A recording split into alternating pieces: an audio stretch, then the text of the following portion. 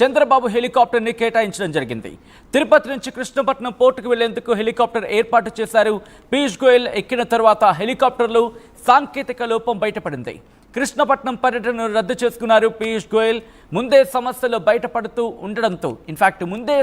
బయటపడడంతో కేంద్ర మంత్రికి పెను ప్రమాదం తప్పింది. వీఐపీలు ప్రయాణించే హెలికాప్టర్లో తరచూ సాంకేతిక సమస్యలు తలెత్తుతూ ఉండడం ఇప్పుడు ఆందోళనకరంగా మారింది. టెక్నికల్ సెక్యూరిటీ ప్రాబ్లమ్స్పై నివేదిక కోరింది రాష్ట్ర ప్రభుత్వం డీజీపీని. ఇన్ఫాక్ట్ డీజీపీ కూడా ఈ అంశానికి సంబంధించి డీటెయిల్ రిపోర్ట్ కొన్నట్టుగా తెలుస్తోంది. హెలికాప్టర్ వాడాలా వద్దా అనే దానిపై నివేదిక ఇవ్వాలంటూ డీజీపీ ఇప్పటికే ఆర్డర్స్ని పాస్ చేస్తున్నట్టుగా తెలుస్తోంది. విజువల్స్ మీరు చూస్తున్నారు. కేంద్ర మంత్రి పీయూష్ గోయల్ ఆయన ప్రయాణించాల్సిన హెలికాప్టర్ సాంకేతిక సమస్య తలెత్తింది. ఆ హెలికాప్టర్ ముఖ్యమంత్రి చంద్రబాబుకి వినియోగించే హెలికాప్టర్. ఈ నేపథ్యంలోని ఆ హెలికాప్టర్కి సంబంధించి సాంకేతిక సమస్యను ముందుగానే గుర్తించారు. ముఖ్యమంత్రి చంద్రబాబు హెలికాప్టర్ల సాంకేతిక సమస్యను గుర్తించడం జరిగింది సిబ్బంది. కేంద్ర మంత్రి పీయూష్ గోయల్ పర్యటనకు చంద్రబాబు హెలికాప్టర్ని కేటాయించారు. తిరుపతి నుంచి కృష్ణపట్నం పోర్టుకు వెళ్లేందుకు హెలికాప్టర్ని ఏర్పాటు చేశారు. పీయూష్ గోయల్ ఎక్కిన తర్వాత హెలికాప్టర్లో సాంకేతిక లోపం బయటపడింది. కృష్ణపట్నం పర్యటనను రద్దు చేసుకున్నారు కేంద్ర మంత్రి పీయూష్ గోయల్. ముందే సమస్య బయటపడడంతో కేంద్ర మంత్రికి పెను ప్రమాదమే తప్పిందా అంటే అవుననే మాట వినిపిస్తోంది. వీఐపీలు ప్రయాణించే హెలికాప్టర్లో తరచూ సాంకేతిక సమస్యలు బయటపడుతూ ఉండడం ఇప్పుడు ఆందోళన కలిగిస్తోంది. టెక్నికల్ సెక్యూరిటీ ప్రాబ్లమ్స్పై నివేదిక కోరారు డీజీపీ.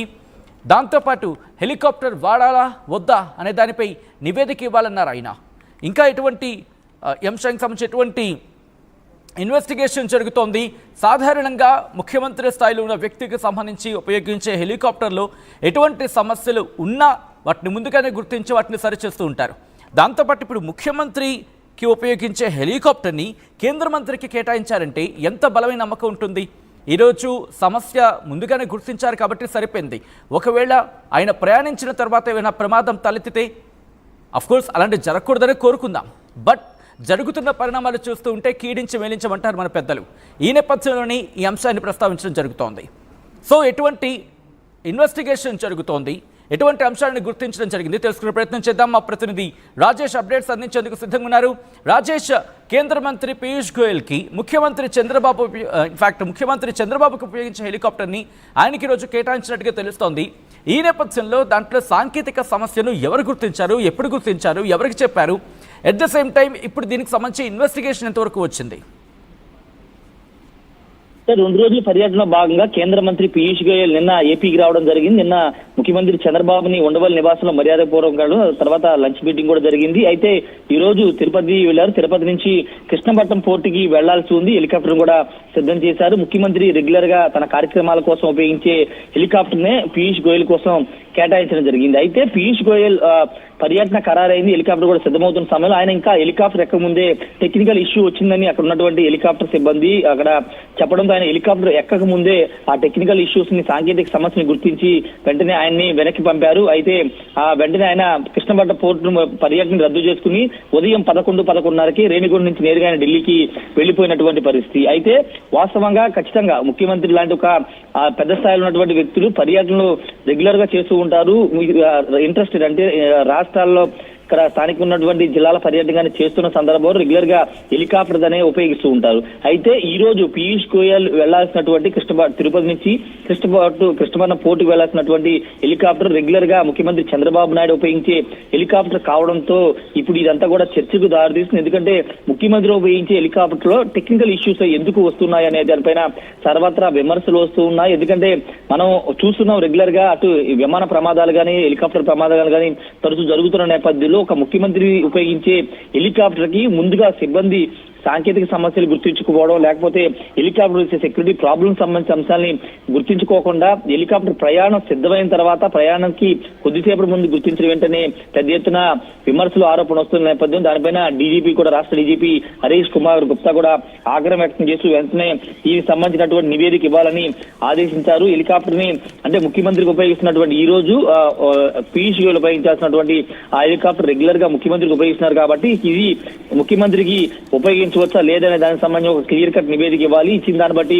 హెలికాప్టర్ ని మార్పు చేసే అవకాశం అయితే కనబడుతుంది. ఒకవేళ మీరన్నట్టుగానే మేలుంచి కీరించాలని సామెత జనరల్ గా అందరూ ఉపయోగిస్తున్నారు కాబట్టి ఖచ్చితంగా ఒకవేళ ఆయన ప్రయాణించిన తర్వాత హెలికాప్టర్ టేక్ ఆఫ్ అయిన తర్వాత ఆ సమస్యను గుర్తిస్తే ఖచ్చితంగా పెద్ద ప్రమాదమే జరిగే అవకాశం ఉండేది. కాబట్టి ఆయన హెలికాప్టర్ ఎక్కక ముందే అక్కడ ఉన్నటువంటి హెలికాప్టర్ సిబ్బంది ఇది కొంత టెక్నికల్ ఇష్యూ వచ్చింది, ప్రయాణికునికి కష్టం అని చెప్పడంతో ఆయన వెనుదిరిగి నేరుగా కృష్ణపట్నం పోర్టుని పర్యటన రద్దు చేసుకుని ఢిల్లీ వెళ్లిపోయినటువంటి పరిస్థితి. ఏదేమైనప్పటికీ ఇతర రాష్ట్రాల ముఖ్యమంత్రులు, కేంద్ర మంత్రులు ఆంధ్రప్రదేశ్ రాష్ట్రాన్ని పర్యటన వచ్చిన సందర్భంగా ఇలాంటి ఇష్యూస్ రావడం వల్ల అది రాష్ట్రానికి కూడా కొంత డ్యామేజ్ కలిగించే అంశంగా మారే అవకాశం ఉందనేది ప్రభుత్వం నుంచి వస్తున్న వాదన. కాబట్టి ఖచ్చితంగా ఈ విషయాల్లో జాగ్రత్తలు తీసుకోవాల్సిన అవసరం ఉంది. రెండోది, ముఖ్యమంత్రి ఇదే హెలికాప్టర్ ని రెగ్యులర్ గా తన జిల్లాల పర్యటనకు ఉపయోగిస్తూ ఉంటారు కాబట్టి ఇలాంటి అసలు ఇది ఉపయోగించవచ్చా లేదా అనే దానిపైన క్లియర్ కట్ నివేదిక ఇచ్చిన తర్వాతే దాన్ని ముఖ్యమంత్రికి కేటాయించే అవకాశం అయితే కనబడుతుంది. ఏదేమైనప్పటికీ ఈ రోజు జరిగినటువంటి ఇష్యూ అయితే కొంత హెలికాప్టర్ సిబ్బంది అక్కడ ఉన్నటువంటి పైలట్ కు కొంత టెక్నికల్ ఇష్యూస్ ని ముందుగానే ప్రభుత్వానికి లేకపోతే పోలీస్ శాఖ నివేదించుకోకుండా ప్రయాణానికి సిద్ధమవుతున్నట్టు కొద్ది నిమిషాల ముందు చెప్పడం పట్ల కూడా విమర్శలు వస్తున్నాయి. దీని మీద కూడా అలర్ట్ గా ఉండాల్సిన అవసరం ఉందని పోలీసు ఉన్నతాధికారులు కూడా చెప్తున్నారు. అంటే ఈ సాంకేతిక సమస్య సంబంధించి, ఎందుకంటే ముఖ్యమంత్రి స్థాయి వ్యక్తులు ఉపయోగించే చాపర్ అంటే కనుక వాటిని ఎప్పటికప్పుడు తనిఖీలు చేస్తూ ఉంటారు. ఒకవేళ ఏవైనా సమస్యలు ఉన్నాయంటే కనుక ముందే గుర్తించి వాటిని మరి ముఖ్యంగా ఆ రిపేర్లో లేకపోతే దీనికి సంబంధించి ఆ ప్రొసీజర్ కంటిన్యూ చేస్తారు. ఆ తర్వాత మళ్ళీ దాన్ని రన్నింగ్లోకి తీసుకొచ్చే ప్రయత్నం జరుగుతుంటుంది. సో ఇక్కడ ఏం జరిగింది? ఆఖరి నిమిషంలో గుర్తించారా, లేకపోతే దీనికి సంబంధించి ప్రభుత్వ అధికారులు ఏమంటున్నారు, ఉన్నతాధికారులు ఏం చెప్పడం జరుగుతోంది?